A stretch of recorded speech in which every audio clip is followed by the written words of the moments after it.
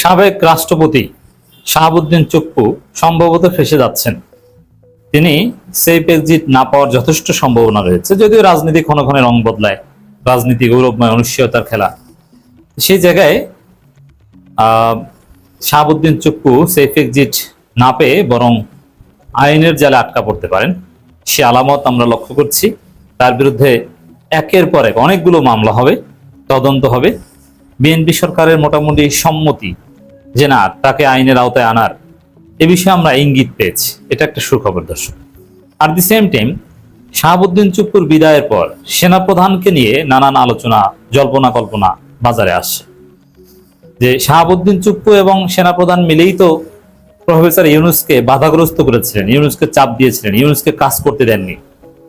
এমনকি শাহাবুদ্দিন চুপ্পুর কারণে আজকের এই বিএনপির পররাষ্ট্র মন্ত্রী খলিলুর রহমান, যিনি ইউনূসের ডান হাত ছিলেন, তিনি সামরিক উপদেষ্টা ছিলেন অথবা নিরাপত্তা উপদেষ্টা ছিলেন, তিনি বর্তমান সেনাপ্রধানকে বরখাস্ত করে জেনারেল কামরুলকে সেনাপ্রধান বানাতে চেয়েছিলেন, কিন্তু সেটা পারেননি। কেন পারেননি? এই শাহাবুদ্দিন চুপ্পুর কারণে পারেননি। কারণ সেটা করতে হলে তো শাহাবুদ্দিন চুপ্পুর সিগনেচার লাগবে, আর ওদিকে ওয়াকারুজ্জামান তিনি চুপ্পুর সাথে মিলে খেলেছেন। এরকম খেলা কিন্তু হয়েছে। আর দুইজনই হাসিনা অ্যাপয়েন্টেড। আবার ওয়াকারুজ্জামান যতই ভালো হন না কেন, আমরা তাকে রেসপেক্ট করি, বাট তিনি বিক্রম মিস্ত্রির সাথে মিটিং করেছেন ইউনূসের আমলে গোপনে। ভারতের সেনাপ্রধান অনেকবার বলেছে যে আমার সাথে বাংলাদেশের সেনাপ্রধানের নিয়মিত যোগাযোগ আছে। এগুলো ডেফিনেটলি সন্দেহজনক। যদিও সেনাপ্রধান ওয়াকারুজ্জামানের বর্তমান কার্যক্রম যথেষ্ট সন্তোষজনক এবং এটা হতে তো বাধ্য, এর বাইরে তো আর তার কিছু করার ছিল না। তো দর্শক, এই জায়গায় এই প্রশ্ন স্বাভাবিকভাবেই উঠছে, যে কারণে যে ভয়ে তড়িঘড়ি করে বিএনপি সরকার শাহাবুদ্দিন চুপ্পুকে লাথি দিয়ে সরিয়ে দিল, সেই কারণটা তো, সেই ভয়টা তো ওয়াকারুজ্জামানের ক্ষেত্রে আছে। কেন শাহাবুদ্দিন চুপ্পুকে বিএনপি তড়িঘড়ি করে পদত্যাগ করালো? অনেক কারণ আছে। চীন সফরের আউটকাম, অনেক কিছু আমরা বলেছি, বিএনপির ভিতরে অসন্তোষ, কিন্তু একটা কারণ আছে যে ভয়। বিএনপি সরকার বা তারেক রহমান কাটার বা কাটাযুক্ত সিংহাসনে বসে আছেন, এর মানে তিনি কমফোর্ট ফিল করছেন। সিংহাসনে তারেক রহমান, কিন্তু রাষ্ট্রপতি চুপ্পু, সেনাপ্রধান ওয়াকারুজ্জামান, দুইজনই হাসিনার। এটা কাটাযুক্ত সিংহাসন না, তাহলে কি? এই কাটার ভয়ে মূলত এই সার্জিও বাংলাদেশে আসছেন, আপনারা জানেন, শীঘ্রই, সম্ভবত 29 তারিখ। ট্রাম্পের ঘনিষ্ঠ বন্ধু ও মধ্য দক্ষিণ এশিয়া বিষয়ক বিশেষ দূত ডোনাল্ড ট্রাম্পের, ভারতে নিযুক্ত রাষ্ট্রদূত। এটা একটা বিরাট ষড়যন্ত্রের আলামত। এবং চীন সফরের পর স্বাভাবিকভাবে যুক্তরাষ্ট্র এটা ভালোভাবে দেখার কথা নয়। আর সেনাবাহিনী সবসময় যেহেতু যুক্তরাষ্ট্র বলয়টা মেনটেন করে চলে এবং যুক্তরাষ্ট্রের সাথে সম্পর্ক, এটা সেনাবাহিনীর রুটি রুজির সাথে একটা সম্পর্কিত বিষয়। এই জায়গায় রাষ্ট্রপতি চুপ্পুকে দ্রুত তড়িঘড়ি করে সরানো, নইলে ছুটির দিনে পদত্যাগের কোনো নজির নেই।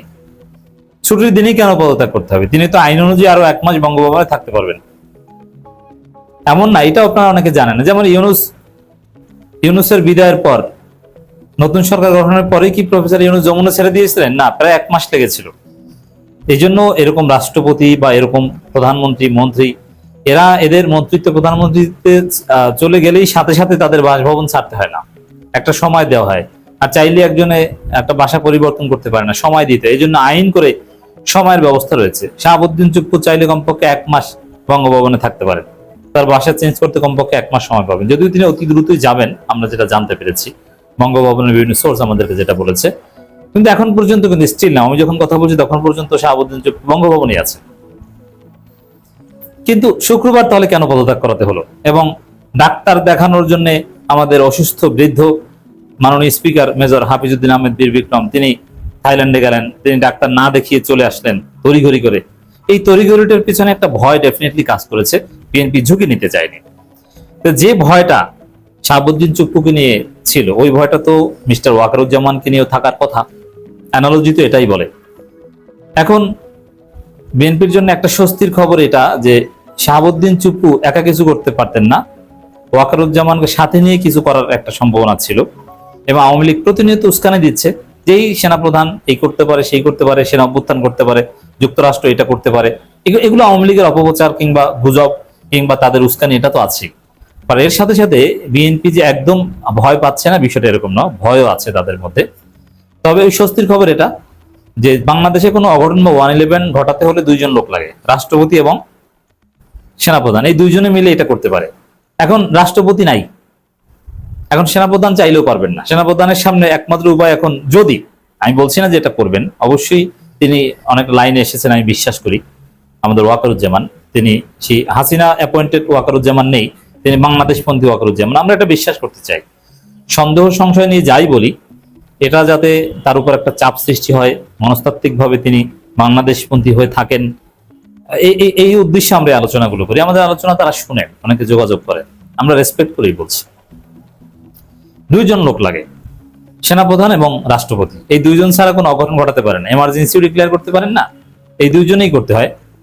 আর একটা উপায়, সেটা হচ্ছে মার্শাল ল ডিক্লেয়ার করা, সরাসরি কু ঘটানো। কারণ বাংলাদেশে এই বাস্তবতা নাই। সেই 80-র দশকে দুই একটা কু ঘটেছে, এরপরে সারা পৃথিবীতেও এরকম কোথাও কিন্তু এরকম কু ঘটে না। গণঅভ্যুত্থান ঘটে অথবা 111 ঘটে, পর্দার অন্তরালে খেলে, সরাসরি সেনাবাহিনী ট্যাঙ্ক টুঙ্ক নিয়ে গভীর রাতে রেডিও স্টেশন, টিভি স্টেশন দখল করে, ওই যুগ এখন আর নাই। জনগণ ওই সেনাবাহিনীর ট্যাঙ্কের যে নাট বল্টু আছে ওগুলো খুলে নিয়ে ধোলাই খালে বিক্রি করবে যদি এরকম ট্যাঙ্ক নিয়ে কু ঘটাতে যায়। তো ওই যুগ নাই, বিএনপির লোকজনে এটা করবে, সাধারণ জনগণ লাগবে না। তাহলে এখন যে যুগ আছে সেটা হচ্ছে 111 ঘটানো, মানে পর্দার অন্তরালে সেনাবাহিনী খেলে, যেমনটা আমাদের জুলাই বিপ্লবী সেনাবাহিনী গুরুত্বপূর্ণ রোল প্লে করেছিল, যেমনটা মইনু আহমেদ 111 ঘটিয়েছিল এবং 111 সরকার চালিয়েছিল, এইটা সম্ভব। তো সেই জায়গায় এটা ঘটাবে কাকে নিয়ে? চুপ্পু তো নাই। এখন সেনাপ্রধান যদি এরকম কিছু করতে চায়, 111 ঘটাতে চায়, মেজর হাফিজ কি তাতে রাজি হবেন? নেভার। এই জন্য বিএনপির জন্য একটা স্বস্তির খবর। অ্যাট দি সেম টাইম, যেহেতু যে যুক্তিতে চুপ্পুকে নিয়ে ভয় ছিল, ওই যুক্তিতে সেনাপ্রধানকে নিয়ে ভয় আছে। এবার আসেন যে শাহাবুদ্দিন চুপ্পুকে সেফ এক্সিট দেবে কিনা। না দেওয়ার সম্ভাবনা আছে, তাকে বাংলাদেশই থাকতে, তবে তার গ্রেপ্তার অ্যাজ ইউজুয়াল অন্য 10 জন ব্যক্তির মতো হবে না।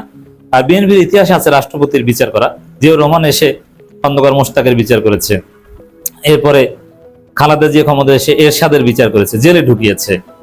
এরকম জেলে ঢুকানোর ইতিহাস, রাষ্ট্রপতিকে জেলে ঢুকানোর ইতিহাস কিন্তু বিএনপির আছে। এরপরে বি চৌধুরীকে ধাওয়া দেওয়ার থেকে শুরু করে কি অঘটনটা ঘটিয়েছে, রেল লাইনের উপর থেকে দৌড়ানো, অনেক ঘটনা আপনারা জানেন। বি চৌধুরীকেও কিন্তু কঠিন শাস্তি দিয়েছে। ইয়াজউদ্দিন আহমেদ, বিএনপির আরেক রাষ্ট্রপতি, তাকে রাষ্ট্রপতি পদ থেকে চলে যাওয়ার পর কোনোদিন তাকে ওন করে নাই বিএনপি। রাষ্ট্রপতিকে বিচারের আওতায় আনার ইতিহাস কিন্তু সবচেয়ে বেশি বিএনপির আছে, অতএব এটা হতে পারে। আর যদি চুপ্পুকে সেই ব্যক্তি দেওয়া হয়, তাহলে চুপ্পু বিদেশ যেই বলবে যে আমিও পদত্যাগ করিনি, আমার আম্মু শেখ হাসিনাও পদত্যাগ করেনি, তখন তো বিএনপি বেকায়দা করবে। এই কারণে তাকে সেফ এক্সিট দিবে না সম্ভবত। আইনমন্ত্রী একটা কথা বলেছেন, সদ্যবিদায়ী রাষ্ট্রপতির বিরুদ্ধে মামলা হলে যাচাই বাছাই হবে। এটি হচ্ছে আলামত যে তার বিরুদ্ধে মামলা হতে পারে। মামলা তো এনসিপির লোকজন আরো নানান ভুক্তভোগী জামাতের লোকজন করবে, কারণ তিনি এসালমের হয়ে জামাতের বড় ক্ষতি করেছেন।